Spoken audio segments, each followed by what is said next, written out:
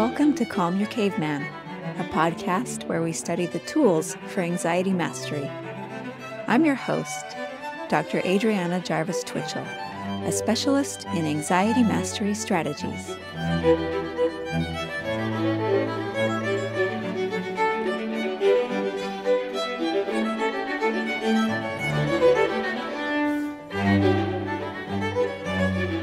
Hi, and welcome back to Calm Your Caveman.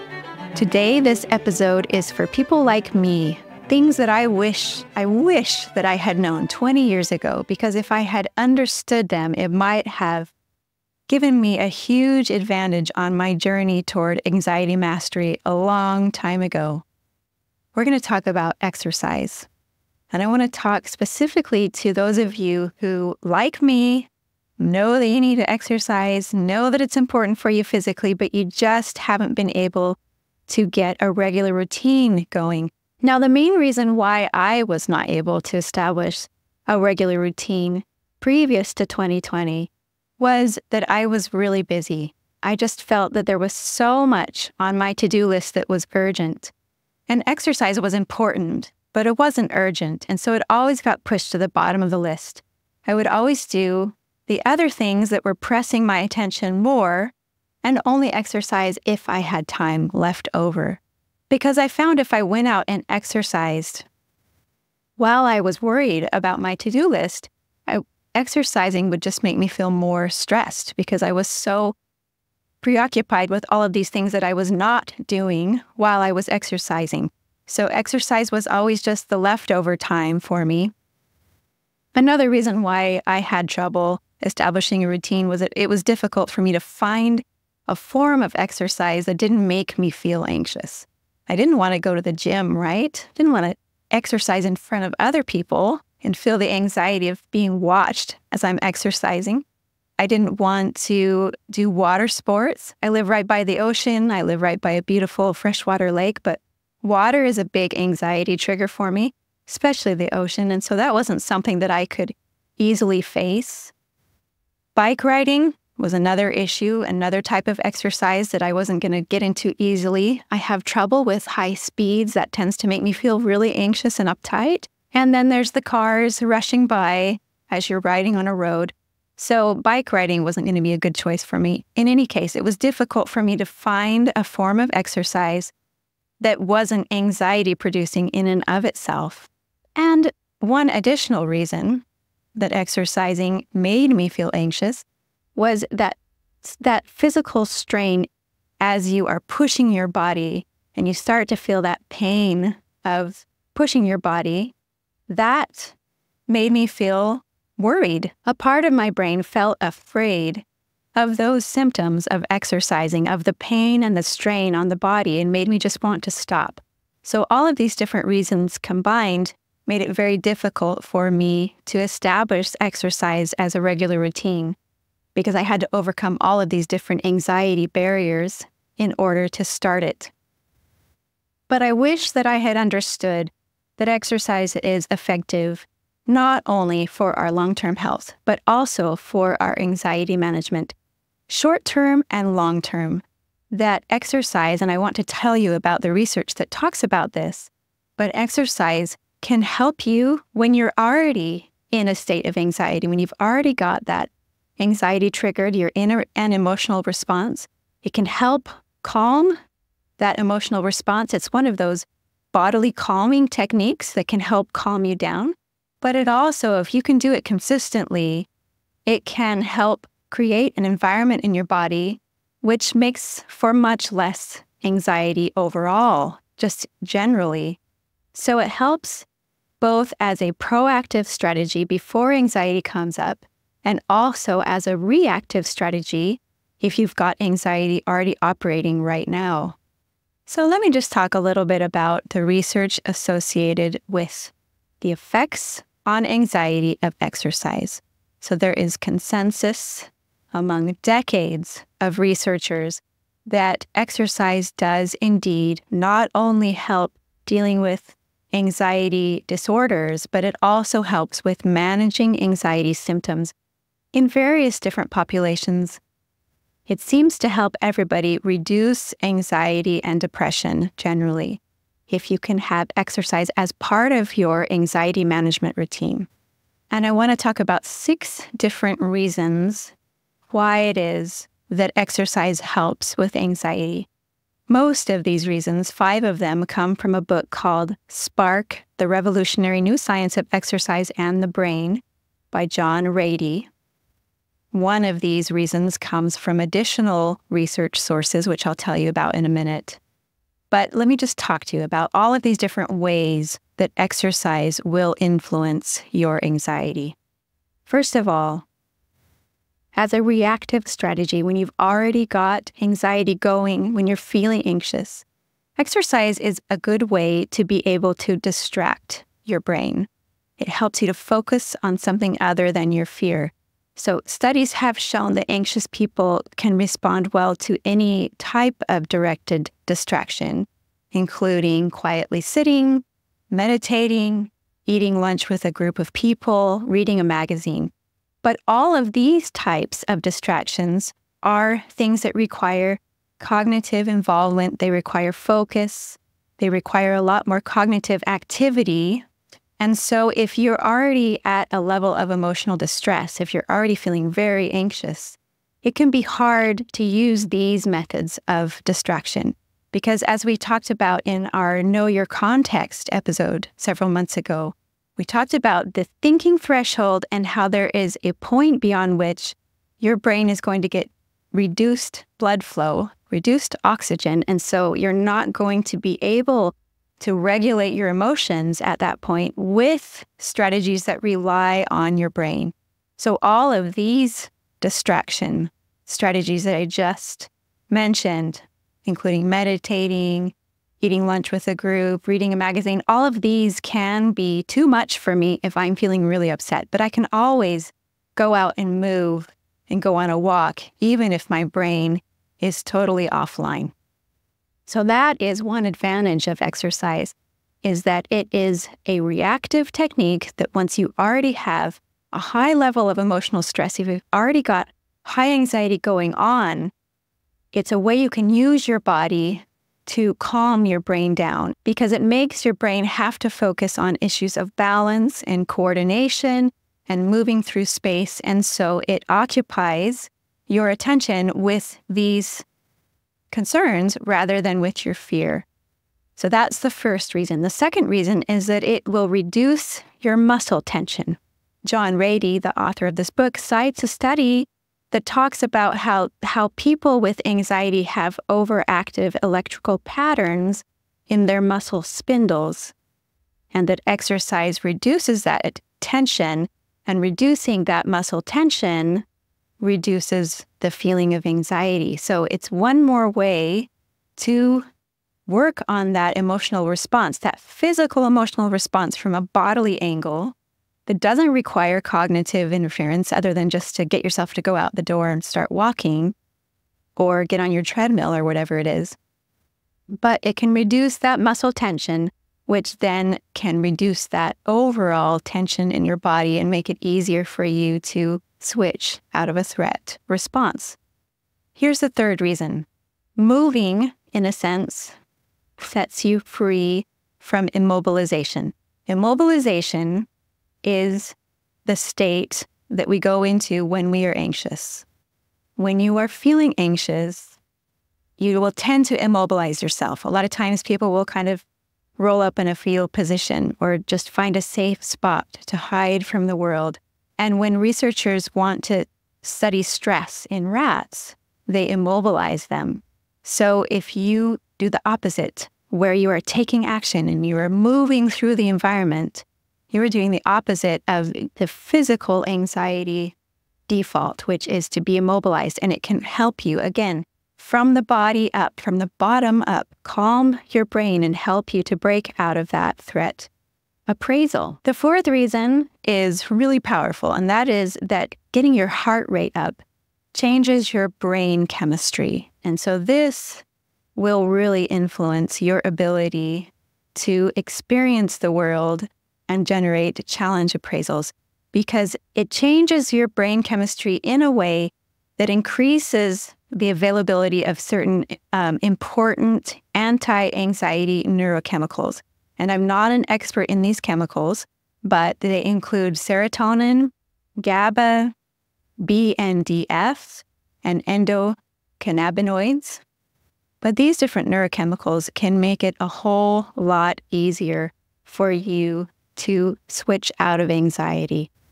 The fifth reason does not come from John Rady's book, but this comes from several different journal articles, scientific journal articles that I want to tell you about. This reason has to do with your vestibular system, your balance system. It is really interesting that there is an established link in the research literature between balance disorders and anxiety disorders. People who suffer from anxiety also tend to have issues with balance. So one study that I want to refer to quickly studied children with balance and anxiety issues and divided the children into different groups. And some of these children were given 12 weekly sessions of balance treatment, and then their anxiety and balance were analyzed in comparison to the other group of children who were not given these balance treatment sessions. And the children who worked on their balance, who had balance exercises, did show improved balance performance and reduced anxiety and increased self-esteem. So this was also studied in mice who had issues with their vestibular system, mice who had balance issues, and they were divided into different groups. And some of these mice were raised in either balance training cages, or the other group was raised in standard cages. And they were subjected repeatedly to 1 to 3 months of balance and anxiety-related tests. So they were testing both the improvements in the mice's balance and in their anxiety indicators.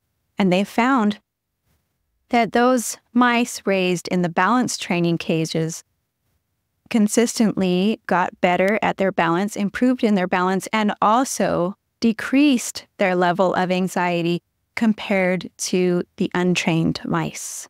And so the researchers surmise that in some cases of anxiety, it might be appropriate to try physical rehabilitation of the vestibular system to help with anxiety treatment.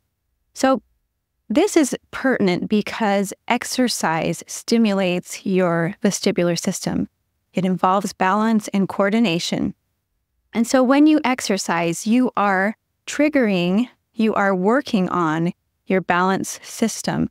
Yoga is one type of exercise which includes a lot of balance exercise, and it's something that I include in my exercise routine because I find that if I'm feeling especially anxious, if I can do exercises which really stimulate that vestibular system, one-legged stances and things like that, or exercises that involve bending over and standing up, looking down and looking up, all of these things really stimulate the vestibular system, and I feel the calming effect quite rapidly in myself. But all types of exercise will work on your balance system, and so this may be another reason why exercise is important and effective for helping with your anxiety. And the last reason is that exercise teaches your brain to associate a different outcome with the physical symptoms of anxiety. We know that when we feel anxiety, a lot of times our heart rate goes up and our breathing increases. And these physical symptoms can be very distressing, especially if we're talking about performance anxiety, whether it's having to give a speech or going out on stage to perform a musical number, or simply a social situation, which is a type of performance anxiety. But these physical symptoms can make us feel more anxious when we feel them. When we exercise, however, we experience these same symptoms.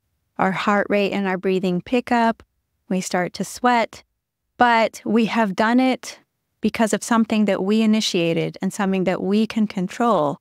And so our brain will start to associate this bodily distress, which is something that I referred to at the beginning of the episode as something that bothered me, the bodily distress of exercise.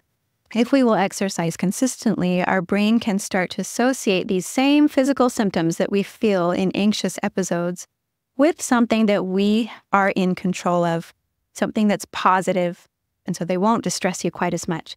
So these are different reasons why exercise can have a really big effect and does consistently have a big effect on people's anxiety. Studies are not conclusive about what type of exercise should be done, whether it should be high intensity, moderate intensity, or low intensity. And studies also don't clearly show that exercise works in isolation. It does seem that it is a good adjunct treatment to other treatments.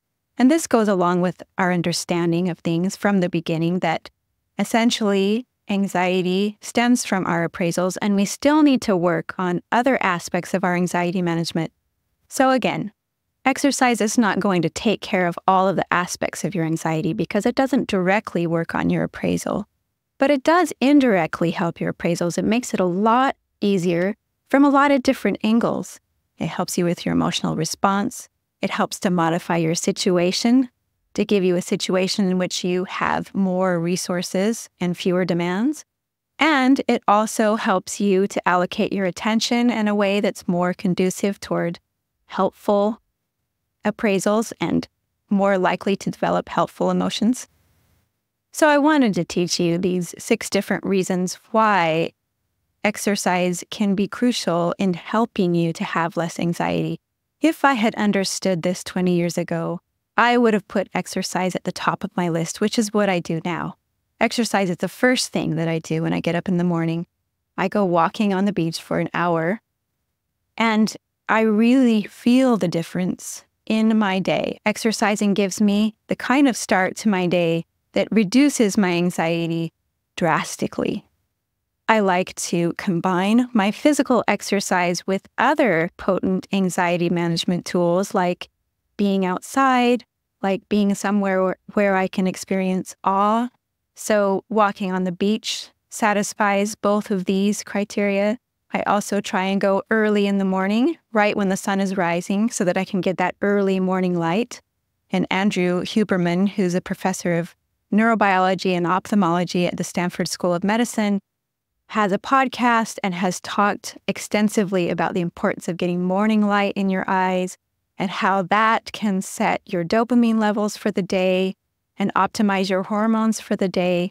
So I combine my exercise with getting morning light, being outside, being in a place where I can feel awe. All of that together makes a real whammy of a beginner of a day for me. And then I get home and I do my gratitude paragraph.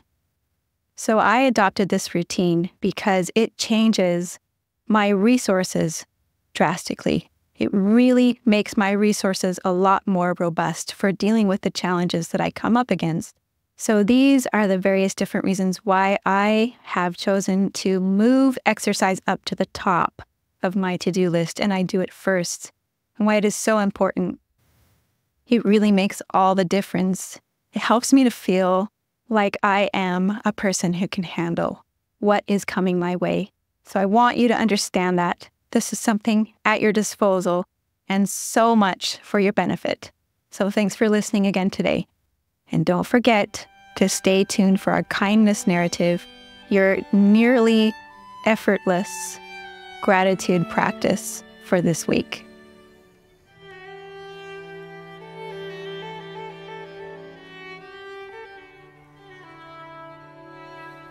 This incident happened shortly after I was diagnosed with breast cancer. I was in the doctor's office waiting for my appointment. This was a time of great anxiety for me. I was afraid, I was worried about the surgery, the chemo, and what the future would hold for me. As I sat there thinking about these things, a woman I recognized came over to me. I didn't know her well. I had been introduced to her at a dinner for university professors. Our husbands worked together at the university. She came and spoke to me as a friend. She asked why I was there, and then she shared her own experience with cancer. She had first been diagnosed 20 years before and was grateful for those 20 years. She had undergone surgery and chemo just as I would have to. Her kind words comforted me and helped me to feel calm and gave me hope that I could survive this trial. So I will ever be grateful for her kindness.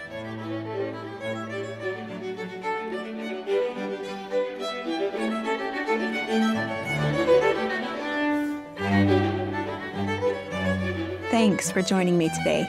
If you'd like to share your own kindness narrative for a future episode, email your audio recording to calmyourcaveman@gmail.com or send an audio on Instagram at calmyourcaveman. It's optional to use your name. What's important is sharing your story. If you feel like you'd benefit from individual anxiety coaching, I do that too. You can look me up on my website, calmyourcaveman.com. If you'd like to support this podcast, you can do that by subscribing to Calm Your Caveman on YouTube and also on your favorite podcast platform. And if you want to help other people find this podcast, leaving a good review on Apple Podcasts or Spotify really helps. Thanks, and see you next time.